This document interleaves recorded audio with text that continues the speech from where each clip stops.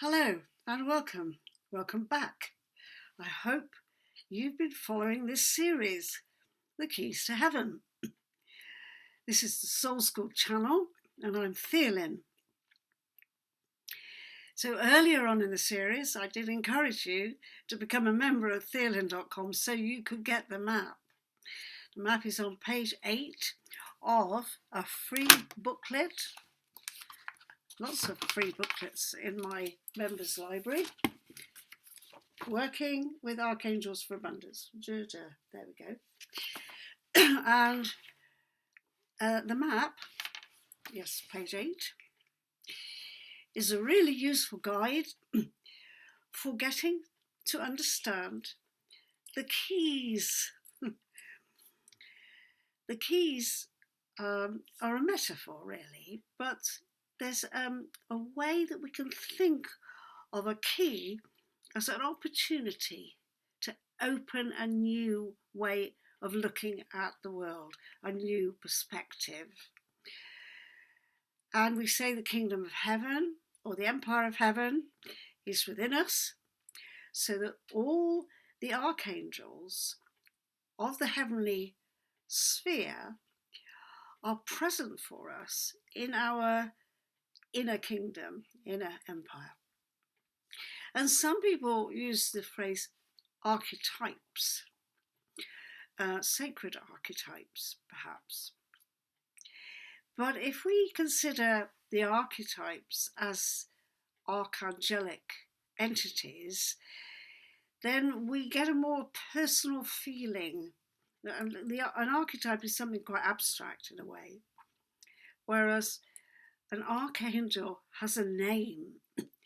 You could actually adopt a different name for any of the archangels if you wished, but having a name, especially a name that's been established in a spiritual tradition for many thousands of years, that's a really helpful moniker for having a relationship with some invisible entity who otherwise might feel a bit overwhelming or a bit, as I say, a bit abstract, a bit unknowable.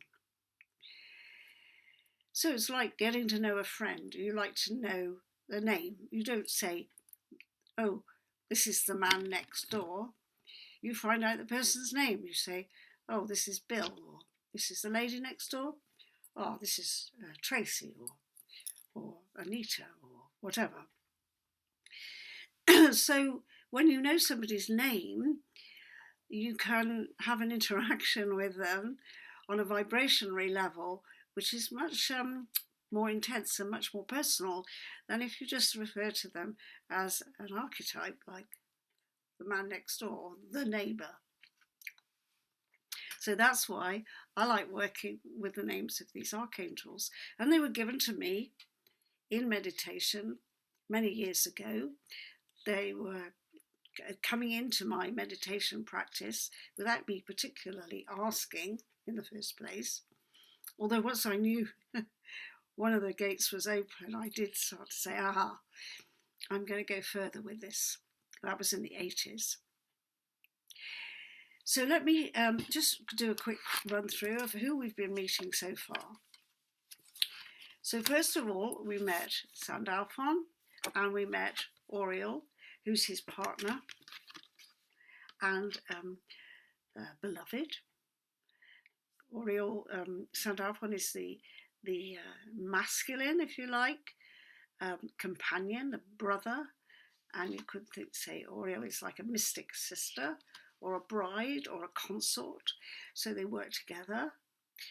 And so the masculine and the feminine energies, or the yang and the yin energies, come together at that foot of this tree that we look at, and at the foot is Malkut, the kingdom. And the kingdom could be harmonious and beautiful if those two energies were working and flowing together beautifully, and if the archangels from the higher realms were able therefore to pour the different energetic qualities down into the kingdom without being hindered by the kind of negative qualities or blocking qualities. I don't like to use the word negative very much because it implies something different from positive, and because it implies that there's some kind of force field of negativity. Well, the force field of blockages is more helpful to me, because it's like a river flowing, and a tree has fallen over it, so that you don't get the water flowing as it should. But in the case of the tree of life, where we can use the image of water flowing, actually, because the Schaefer that runs through the tree of life, like key energy, same kind of idea. So it's exactly the same. Then the Schaefer, the word actually means flow, so it's the ever-flowing process. And the ever-flowing process is simply light. Another word for the Schaefer is ore, which is light. And as it flows through the tree of life, it's like white light through a prism, and it breaks up into these different colours, and the different colours are what we experience through the archangels. Now, I do say to people that the angels are beyond the rainbow. So, in some senses, we can't colour them, because or the colours that we experience are things that we project onto them. Just like with the Haniel one. Do you remember the Haniel one? Which is like got that red intensity, the red planet, the Mars energy. So red is a colour that we humans on our material plane, we associate with that kind of energy. Whether Haniel would agree with that, I don't know.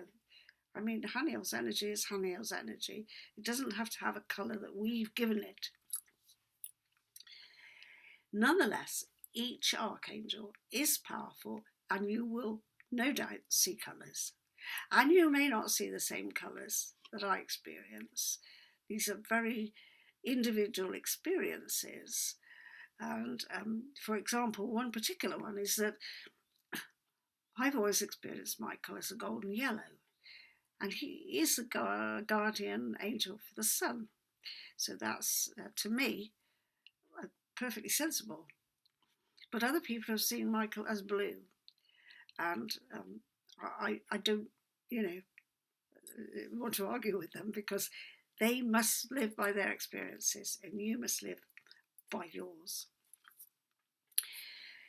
So having said all that, yes, we started with Oriel and Sandalphon, and then we had a chat with Gabriel. We introduced Gabriel, and he is very chatty, and he's got the keys to how we communicate with each other, how we exchange with each other. And if Gabriel is inhibited, then an awful lot of things can't happen. And why would he be inhibited? Perhaps because we're nervous, we're anxious, we're shy, which is another kind of fear. So the key to bringing what you envision, in bringing your dream into the world, very much hinges around communications of all kinds. It doesn't actually have to be words. It can be through body language. Certainly through song and dance and art. So who did we meet next? We met Haniel. Just mentioned him. There he is in all his glorious redness, ready to fulfill the vum that you need to get your life together. So you need the key to Haniel's gate. You need to be able to release that energy in your life and take charge of it, and not allow it to run away with you. I talked about that quite a lot in the Haniel version. So then I talked about Raphael, who is the complementary or contrary Archangel to Haniel, because she's compassionate, sweet, gentle, laid back, perhaps. She knows how to chill out, she knows how to relax, she knows how to go to the spa, get her massage. So she's not on it all the time like Haniel is. Me being an Aries, I can identify with Haniel because he's the guardian archangel for the planet Mars, which is the ruler of Aries. So I have to confess right now that Raphael, although I love her to bits, doesn't get as much space in my life as she might do. She might like. But I know that I have to have the key to that. And then I have to be able to observe myself when it's necessary to open her gate and say, okay, enough's enough, Haniel. I'm chilling out now. I'm putting my feet up, I'm watching a movie, and I get myself a hot chocolate, whatever it is that makes me feel like that. And it's all right. Then we looked at Michael. Oops, here he is. The splendiferous Michael, the commander of all the angels, the sunshine. Bring me sunshine. And good day, sunshine. Allowing sun to fulfill your life and carrying sun with you under every circumstance, however grey or black. That's an enormous gift.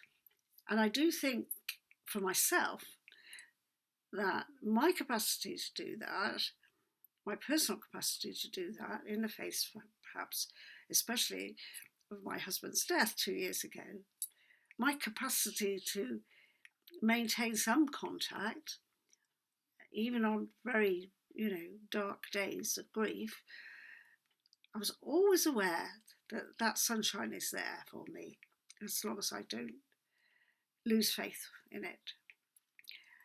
And that comes because I'm a meditator, and because during my meditation practice, over the years, I've had these experiences of the inner light and how special it is in my whole system of being at all levels. So that's why I encourage people to meditate. And you can find out more about my particular system of meditation, the Schaefer method, if you go to the website. So who is today, after that big preamble, who have we got to talk to today? Well, if you looked at the map, you would see there are two choices. And here I'm going to talk especially about Samael. Now, Samael is found on the yin side of the tree. So there, perhaps we could say a quality of the feminine. She is associated with the idea of God's severity, God's sternness. And in many ways, she's a bit scary. She's a tester. There's something crisp and disciplined about her, in a way of that you might have experienced. Well, depending on your age, actually, but some children have experienced this in the classroom. Possibly not so much, not quite so much nowadays. But Samael, as you can see, is represented here, and this was the kind of experience I had of her, was that there was this kind of snowflake energy. So it was about making patterns and being precise. And precision requires attention to detail. And that attention to detail can be quite exacting. And it can make you feel really challenged. So the discipline of dealing with life things, especially in the modern world, can be quite exhausting because there's so many demands on your time. But there are various essentials that most people would understand. Keeping your keeping your books, your finances together.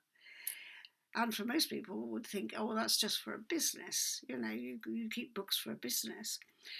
But it was the case in the Victorian period that the housewife would keep exact records of all her purchases and run the house as though it was a business. And then there are the disciplines of all kinds of creative endeavours.